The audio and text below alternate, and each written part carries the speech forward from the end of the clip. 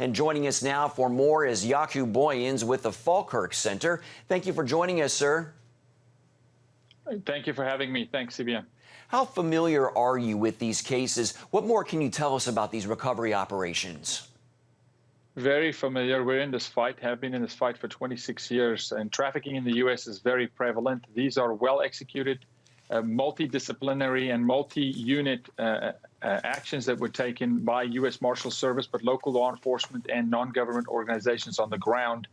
And we're seeing a strong push because the administration is supporting these law enforcement agencies to help the NGOs in the fight against child trafficking. How do state and local level efforts like this compare to what's happening at a national level to combat trafficking? At a national level, top down, look, you're always going to have to fight this hyper local. You can mandate certain things nationally. The president signed an executive order that's allowed the FBI to receive funding and really empower them and unlock something such as the U.S. Marshal Service to go and fight it from a national holistic perspective. There's a lot of legislative change at the moment, particularly in restorative care.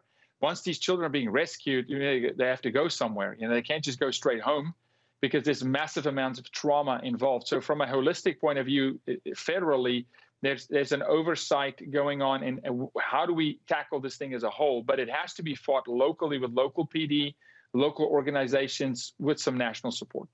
The National Center for Missing and Exploited Children said in 2019 they reported more than 421,000 missing children to the FBI.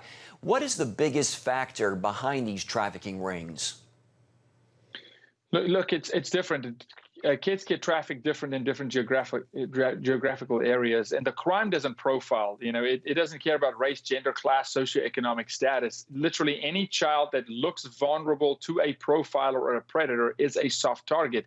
Unfortunately, the fastest rising trend in the crime, as we saw with the last two stings, is what's called familial trafficking, parents trafficking their own children. And that is also the most difficult aspect of the crime to fight because that child is living at home, maybe in a foster situation, but at home, goes to school, interacts with community, but is being sold as a sex traffic, victim. So that's a very difficult fight to fight.